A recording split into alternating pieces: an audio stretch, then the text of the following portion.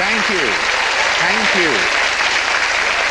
Thank you so much. Hello and welcome to Through the Keyhole, the show that looks at more beds than Alan Titchmarsh. As always, we've borrowed the keys to two fascinating homes belonging to two well-known personalities, and with the help of the sainted Lloyd Grossman, for it is he, we'll be taking a privileged peep behind closed doors. But the question is, whose? Well, to try and answer that question, we have our panel. And what a panel they are. Three early departures from the weakest link.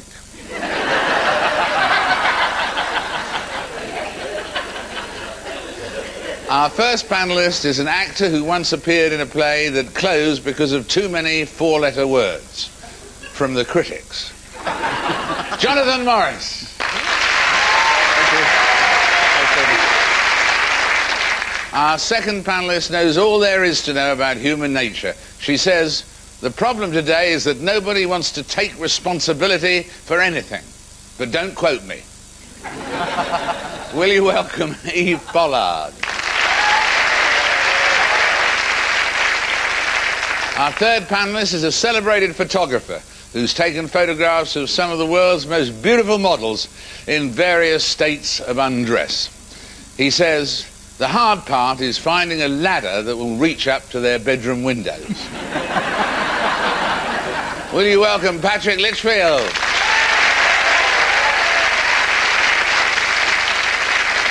Well, let me tell you a little bit about how the game is played. We've asked the sainted Lloyd Grossman himself, of course, to roam through the homes of well-known personalities.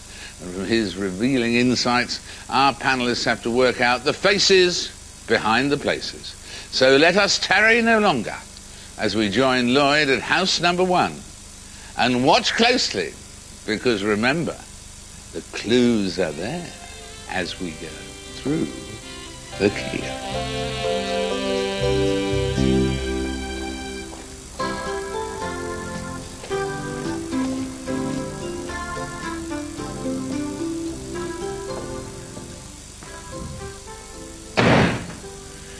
This house is a really handsome example of French domestic architecture from the 1830s, and as soon as you step into this hall, you know that whoever lives here is rather keen on dogs, especially if they're Yorkshire Terriers.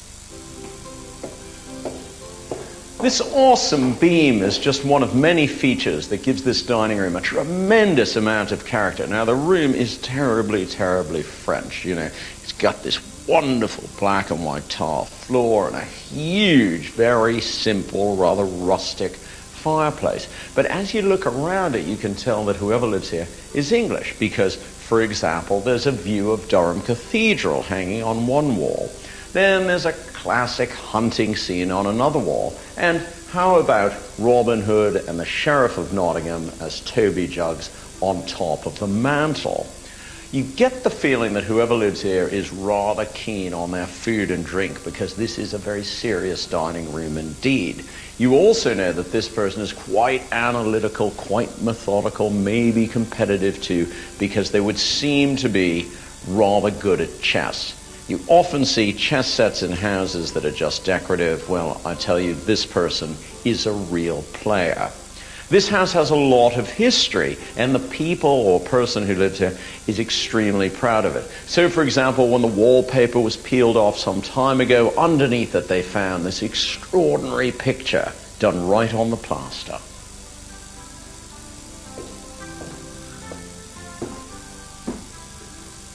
This drawing room is a much more formal room. So, for example, it has a chic and sophisticated 18th century style fireplace. And as you look around the room, you see more evidence of that passion for Yorkshire Terriers. There are, for example, two angels cuddling little gold Yorkies. There's a Yorkshire Terrier paperweight. And there's a whole family of Yorkies on top of the bookcase. Now, when you look at the bookcase, you can see some very English things. So, for example, whoever lives here likes reading Geoffrey Archer and Dick Francis and Edward Lear. But more interestingly, you can see that they're working hard at getting to grips with French culture.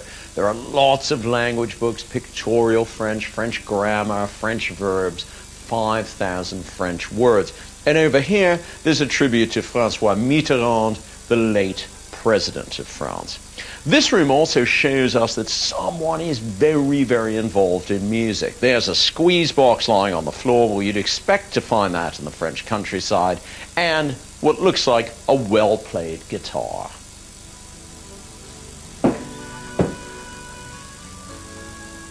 This is a very typically French bedroom because unlike English bedrooms, which often have fitted wardrobes, the French go in for these big freestanding armoires, and that's quite a handsome one. Now, the bedside reading here shows a taste for suspense. So we've got novels by Wilbur Smith and John Grisham. But you know how we noted in the dining room that whoever lived here was serious about food and drink? Well, here's some more proof. A big, thick volume, Larousse on the wines of France. You can tell as well that whoever lives here is a real current affairs lover because there's a whole heap of newspapers waiting to be read. As you can see, whoever lives in this house likes to live simply but luxuriously. Now let's look at the evidence. An English character, good with a guitar, in love with the French life. Who lives in a house like this? David, it's over to you.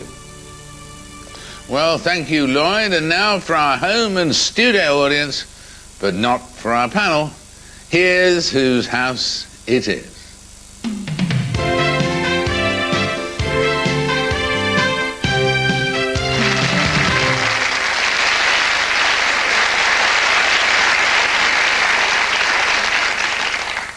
Jonathan. I got the feeling that this person was, whoever he or she is, and I think it might be a he, I gave me the feeling of somebody perhaps who's deep down a loner, very private, yet very interested in things, obviously very brilliant at what they do.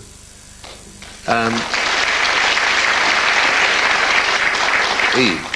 This is somebody, I think it is a holiday home because when Lloyd says it's Geoffrey Archer and Dick Francis, these are the books you read on holiday, aren't they? So this is somebody who's a specialist, who does something very well. When he said they're very interested in current affairs and they had 3 newspapers there, I didn't know how seriously we were to take that. But this is someone who is involved in the news in some way, but no. No. Or an actor, perhaps, who played...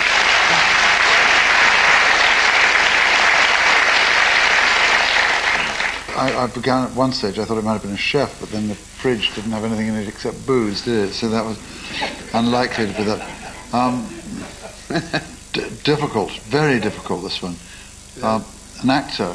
He's known as an actor here on the stage. Currently, where else would you suggest? He's on the TV, isn't he? Yes. And is he in something that's on every week? Is that why they all love him and know him? Yes. Oh, that limits it to about 2 million, doesn't it? Yorkshire. Yorkshire. Yorkshire actor. Every week. We're not looking at a soap actor. Nearly. Heartbeat. Yeah. That's it.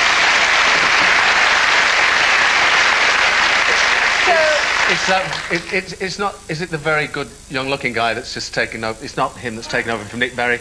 is he the good-looking one? No. Yes. Yes, he is. He's one of the many good-looking ones. Oh no, he's fine. Are you going to get it? No. The character's Claude Greengrass, and the name is Bill Maynard. Bill. Sorry. Bill Maynard, will you come through the keyhole?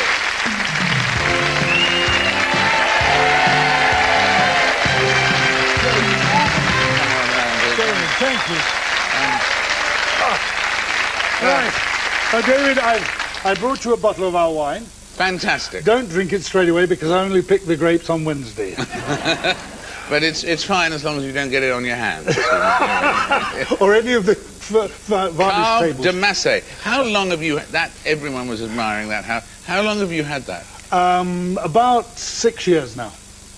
And why did you pick France? Well, I've always wanted a place down there. My son went down there about 9 years ago to live down there, and he was trying to sort out a place, so I said, well, sort me one out at the same time. So he said, I found this place, and it was the home where Francois Mitterrand lived with his grandparents, and there's many pictures of him playing on our front lawn.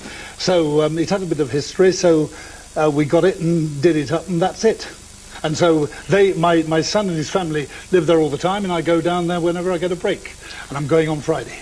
Oh, fantastic. So that it's not your first home, it's your yes, I've second home. got the house in Leicestershire, just in case anybody ever gives me any work again, and which I'm beginning to doubt. And and now since I had the stroke, I had to stop heartbeat, and it's given me. I realise there's another world out there with electric light and people and things like that.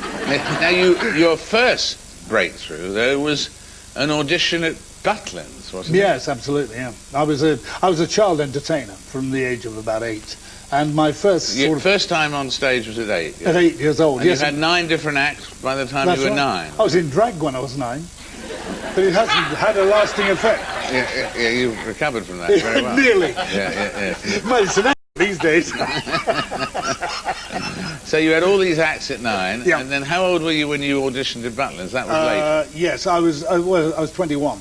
I got my first complete. What did you do as an audition? I played the guitar and the ukulele and sang a few songs and told a few jokes and got the job at Butlins at Skegness, and then I followed that up with another season at Firely, and that sort of launched me into the professional game. And that's when you met Terry Scott, isn't it? Yeah, we were together in the holiday camps, and then in 1954 the BBC were looking for a new comedy double, so Terry and I were with the same agency, so they put us together and became almost a double act. But Great Scott, it's Maynard. Scott, it's Maynard, yeah.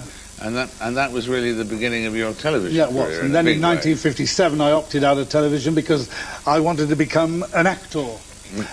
Like a fool, and yes. I did it. Actually, it stood me in good stead because all the training I did at Nottingham Playhouse and places like that they've borne fruit, fortunately. Later on, yeah. But would you call yourself an actor and comedian now, or a comedian and actor, or an actor? A star.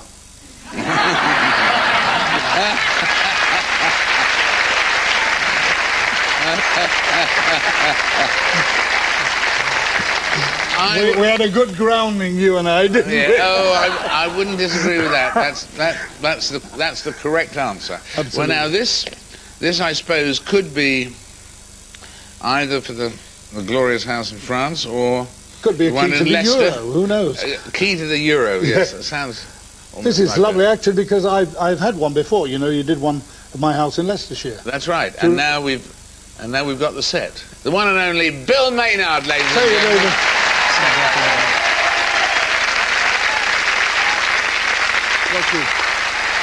Thank you, Bill. Bill Maynard, larger than life. I wonder who's next. Well, why don't we find out by joining Lloyd right now at house number 2 as we go through the key.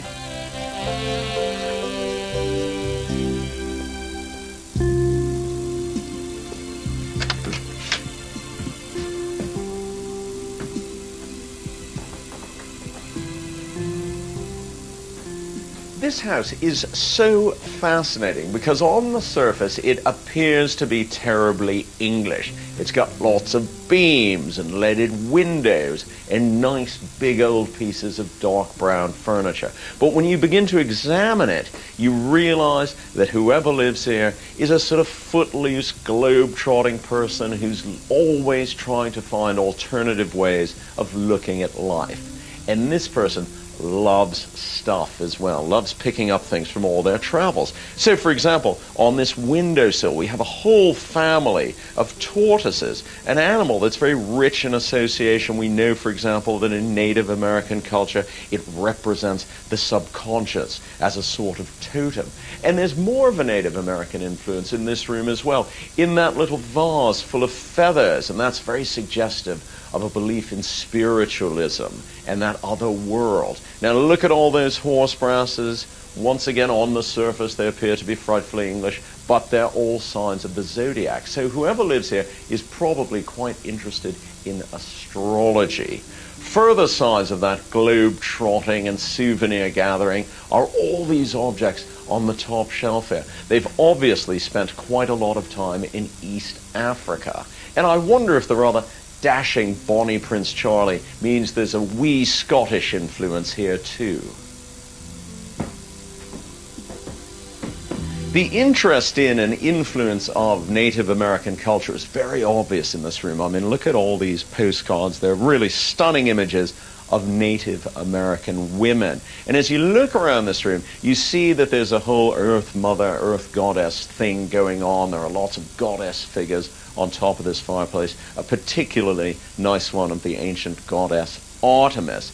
And this interest in the goddess is underlined by a lot of the books we've got in that bookshelf there. We've got titles like Women Who Run with the Wolves and Goddesses in World Mythology. And as you look in this other bookshelf, you can see that this interest in mythology and mystery is very, very strong indeed, and this person is very scholarly about it. They're also particularly interested in places. They're very, very involved in atmosphere. And they, of course, have an extraordinarily strong interest in astrology, with titles ranging from the very popular, like star signs, to the rather more arcane. But chiefly what comes out in this room and the room that it leads into is a passion for music. And you could probably say that whoever lives here was interested in world music long before people started calling it world music. Just look at this basket of percussion instruments. They span the globe from the Celtic to the African.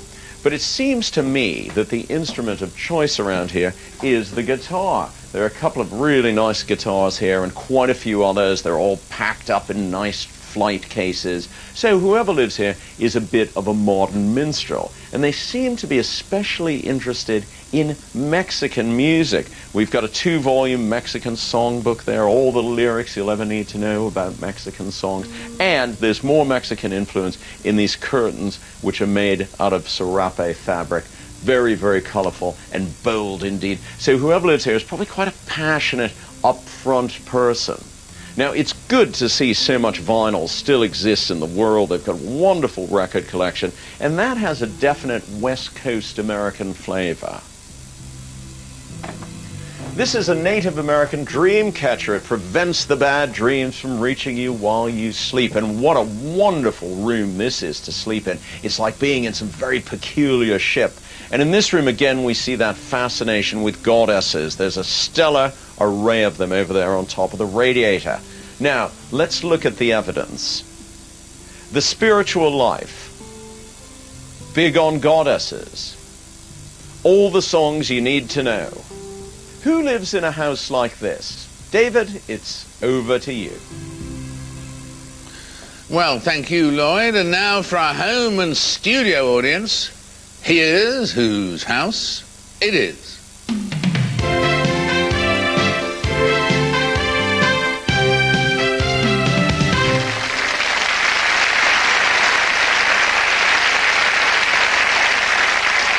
We begin with a pensive Patrick Litch. Well, are you surprised? It's a wonderful mixture, a collection of objects and indeed nationalities. East Africa with Scottish overtones and Mexican and so on. It's bound to be a very interesting character because it's so multifaceted. I wonder if this person is a performer of some kind. So there's no question, therefore, I suppose that they must be a musical performer.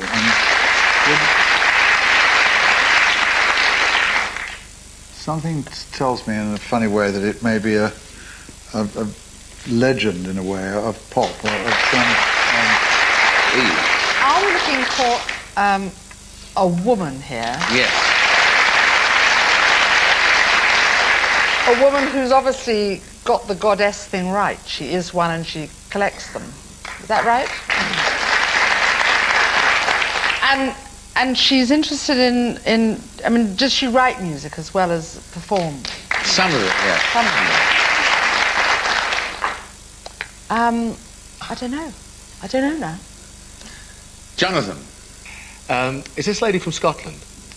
No. Or Ireland or something like that? She's definitely Celtic, I thought. I don't know where you got that from. I would have thought that you would think more about the Native American I was influence. I would have thought, but well, you are your own man, and if you want to be Celtic, you can be Celtic. I was thinking Mary Hopkins, but we're looking along the sort of Joni Mitchell, Joan Armatrading type acoustic guitarist. Joni Mitchell, Joan Armatrading from America. She appeared in an extraordinarily interesting series in the 60s, humorous series in the 60s. Was it called The Week That Was or something like that? No, a bit later. A bit later than that.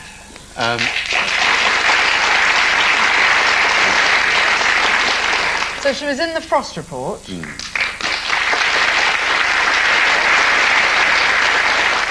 I'm trying to... I wasn't allowed to stay up.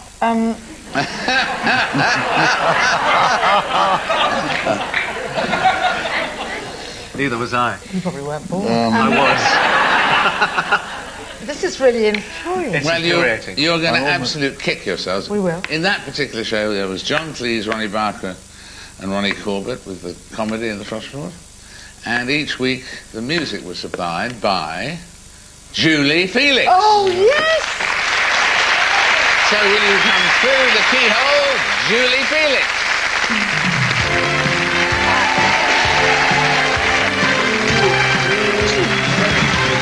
Come and sit down. Thank you. Great to see you, Julie. Starting with the thing that they were just talking about a lot about, would you say you are more Native American than Mexican, than English, than...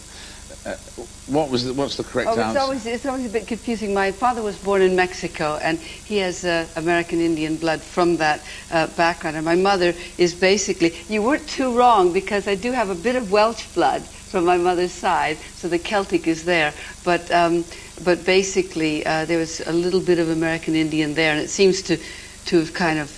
In the way I look, people think that I'm American Indian, and it's a bit true. And the Mexican influence is there, but the people we were talking about were an influence on you, the era of Bob Dylan and all. Oh of yes, that, very much so. Yes, yes. Which one the most, Joni Mitchell or?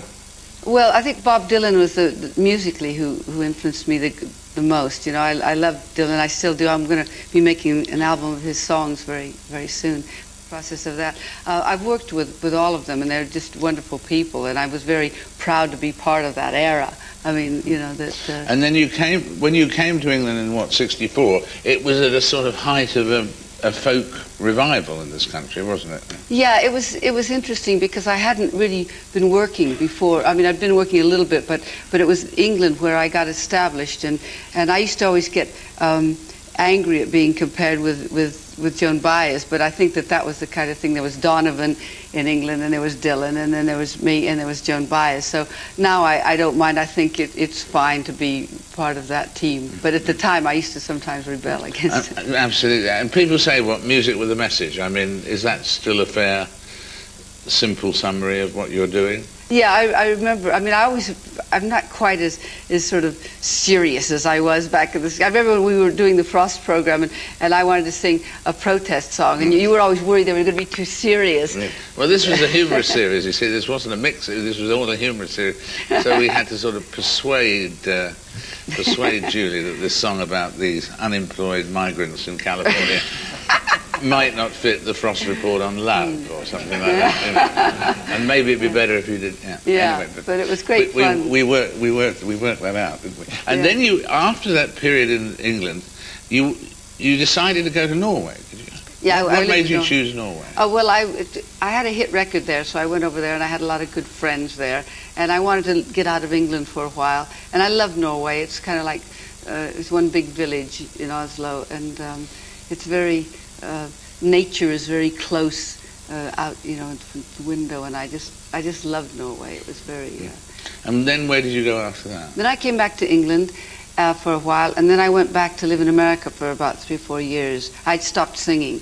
I was kind of disillusioned after the 60s. I think a lot of us were. We had sort of a right-wing government and Ronald Reagan and everything, so a lot of the ideals we had been singing for kind of floated away. But then at the end of the 80s, I went on a peace march in Central America, and that convinced me that there were still a lot of really important things to sing about, and that's when I started. And what about the thing that everyone commented on, the big, what Lloyd called big on goddesses? What's the basis of the goddess theme in the house? Well, about 12 years ago, I read The Mists of Avalon by Marion Zimmer Bradley. I went to Glastonbury. I met a friend of mine, Jamie George, and he took me on a tour of magical Britain, which was basically sort of focused on the Arthurian legend. And I got to really connect to places like Stonehenge, Avebury, the Sacred Wells, and that really connected me with a kind of spirit that had been missing in my life since I gave up Catholicism. And then somebody said, why don't I do that with a goddess theme? And that's going back to the beliefs in the sacredness of the earth before Christianity came along in the British Isles. And so I often take groups of women to sacred sites, and we sort of exchange energy, as it were, with these very powerful places. And it's been a big part of my life. Well, listen, we're rather fortunate tonight. Here we have two goddesses on one stage. Look at Eve over there, one of the great goddesses of our time. Here we have the Through the Keyhole Key, which is our way of saying thank you so much for being here, Julie, and it's great, as it always is, to see you again. It's great to see you, David. Julie Felix, ladies and gentlemen. Thank you. Thank you. Our thanks to Julie Felix and, of course, to Bill Maynard. Not to mention our glorious panel over there, Jonathan, Eve, and, of course, Patrick as well. Until the next time, goodbye for now.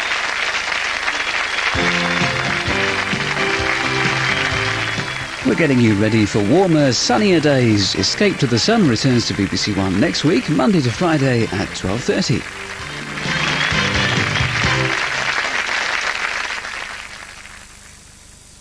BBC One brings you the best in drama.